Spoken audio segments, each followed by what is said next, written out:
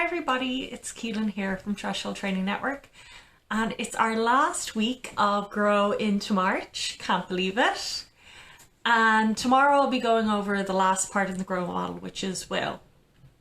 But today I wanted to discuss about support and how others are important to our goal setting.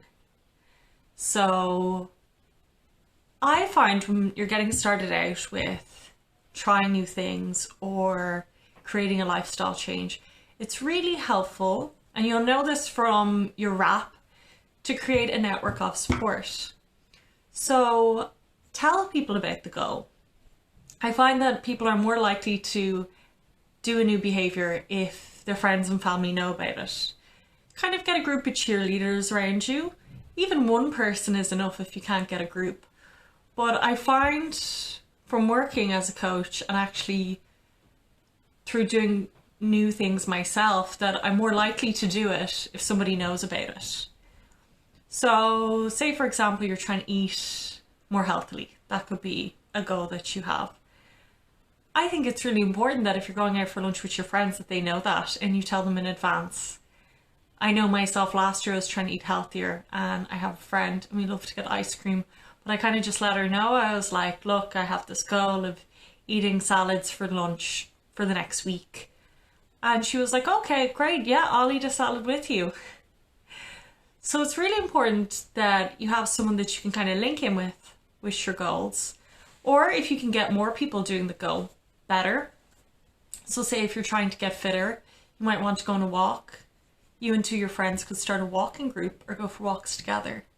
So we're more likely to execute a behavior if we have support around us. Now, we don't always need that support, and I don't think it's good to have, say, dependence on somebody to link in with you constantly, but just at the beginning can be very helpful. Or even just having someone that you know will check in with you and will kind of give you a bit of praise when you do it. That's always really nice. So pick one or two people in your life that are quite positive and are really invested in your growth, and tell them. And it could be your therapist, it could be a kind neighbor, it could be someone in your family, it could be someone in your friend group, or it could be a group online that maybe you game with, someone like that. And just pick one or two people and let them know about your goals. So support is one, building a support network, or just having someone positive around you that can be your cheerleader. And the next one is asserting yourself. So I was thinking about this because I get it a lot that a goal for someone is to be more assertive. So what does that look like? It can look in all kinds of ways, but usually what it comes down to is self-advocacy or advocating for yourself. And that can be really difficult. So I have a little framework that I'm going to share with you today, and it's called Dear Man. So Dear Man is D, describing a situation. So that's stating the facts around a situation. E is expressing yourself, so your feelings around that situation. Assert, which is a really difficult one for most people, is asking. And then or reinforce, which is reinforcing that behavior on the other person, which is usually giving them a compliment, but I'll go into it now in more detail. So one that I get a lot is people find it hard to go to a shop and bring back something that they've purchased. So I'll give you a situation. So say you buy a pair of jeans, you really like them, you try them on, they fit perfectly. It's really hard to find a nice pair of jeans. And obviously the cashier put it in the bag and it's ripped in some way. And I'm kind of saying this situation because this is actually one that my friend came to me about a couple of months ago when the shops were open. So it's kind of fresh in my head. So you buy the jeans, you go home, there's rip. The rip isn't your fault. It's within the refund period of 30 days or whatever's on the receipt. So you go back to the store. So first thing you got to do is the D, describe. So you go to the cashier, and this is where you state the facts of what happened. And you say, hi, I bought these jeans, I tried them on, they fit perfectly, they looked perfect. They were bagged up for me in this store. I bought them from here.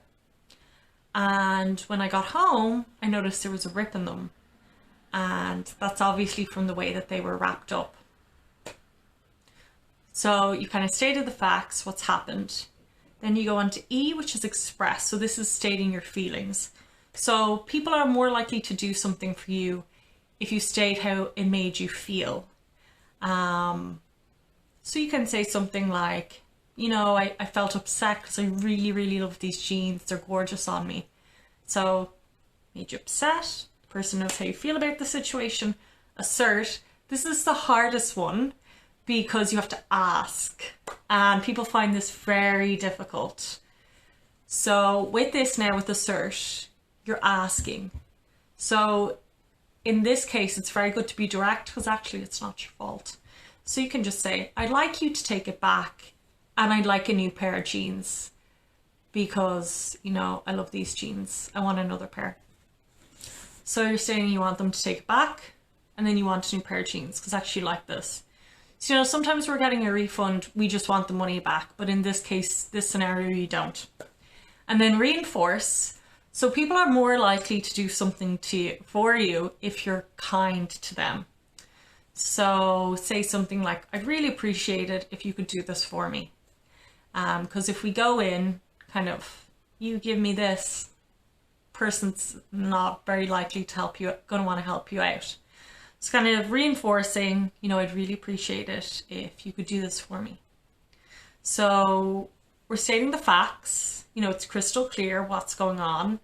We're expressing and asking for what we want, and then we're reinforcing that person's behavior. So we're usually saying something like, thanks so much for doing this. I really appreciate it if you could do this for me.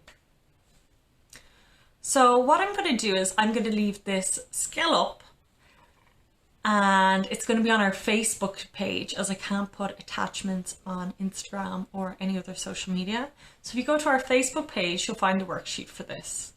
So over the week, maybe think about a situation where you could use this skill to self-advocate for yourself.